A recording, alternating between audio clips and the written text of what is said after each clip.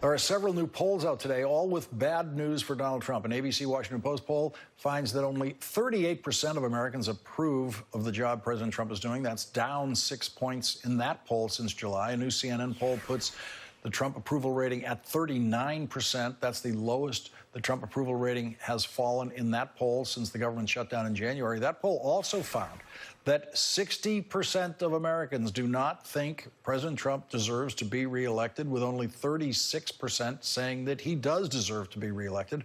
And a new Univision poll of Texas voters shows one-on-one matchups of Donald Trump and 6 of the top Democratic presidential candidates.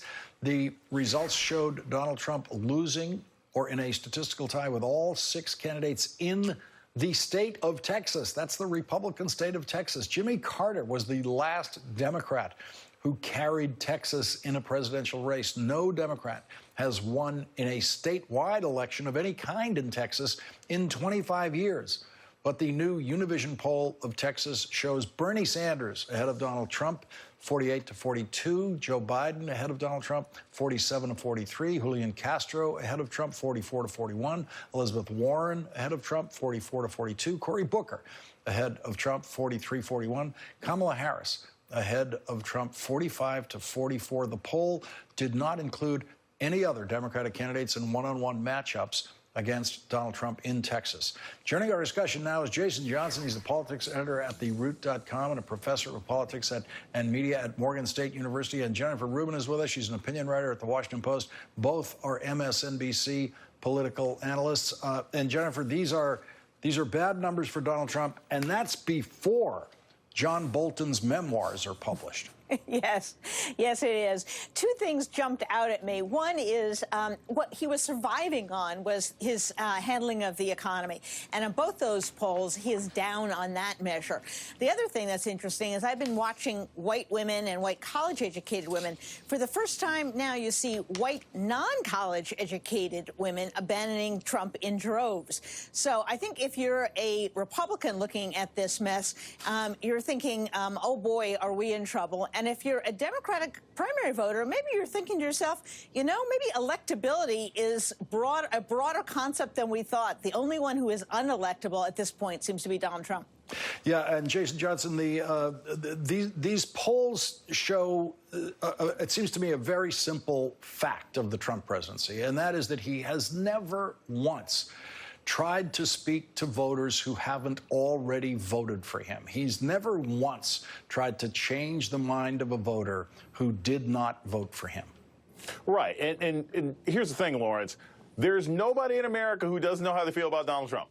There's no undecideds. Right. I don't want to hear anyone say I'm an undecided voter next fall because I know you're lying. Everybody knows you're lying. So what's really key about these polls is it's not just that Democrats are leading, but they're leading in the high 40s, which means that the undecided numbers are very, very low, and it means that a lot of the top 3 Democrats could actually beat him. But the other question, and this is always what really, really concerns me, there's a big difference between Donald Trump losing in a head-to-head against Bernie Sanders or losing in a head-to-head with Warren or losing in a head-to-head with Biden and these sort of generic numbers that show him losing or people not wanting him to have the job. This will inevitably get closer as the attacks start going and once there's actually a Democratic nominee. So the Democrats need to make sure that they stay focused. This is not a slam dunk by any means. It's only September, and a lot of people didn't start paying attention until after Labor Day.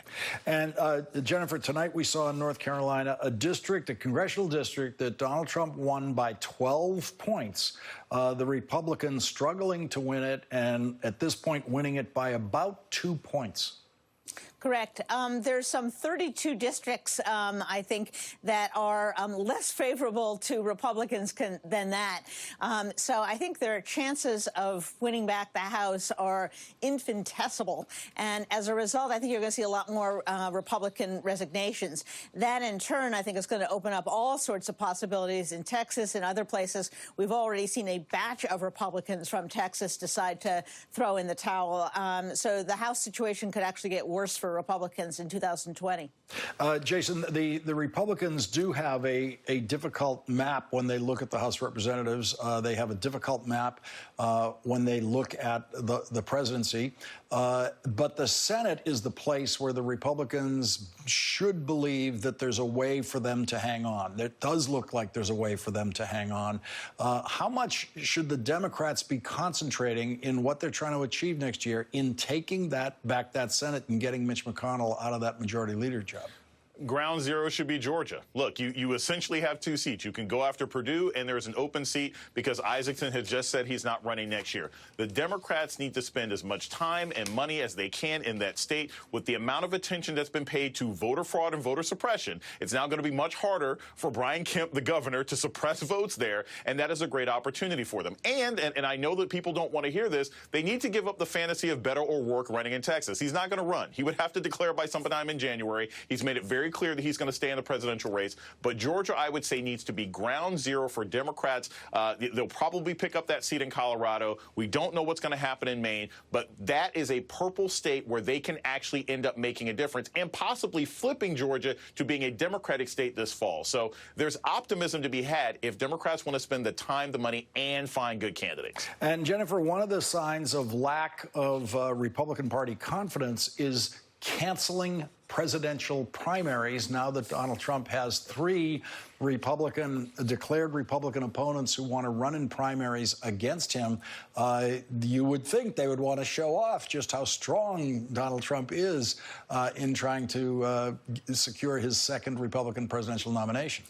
Even Vladimir Putin holds elections. So, I mean, I really find it hard to believe that he's at once so powerful and so dominant, and on the other hand, doesn't want to run against either of these, or actually there are three of them now, candidates out there. So I think it's bad for a couple reasons. One of the ways you get information on voters and pump up turnout in the general election is by getting them all excited during the primary run. They're throwing that opportunity away. They're essentially saying, well, we don't know who all these other people might be in the state, but we're just going to go back to the lists that we had in 2016.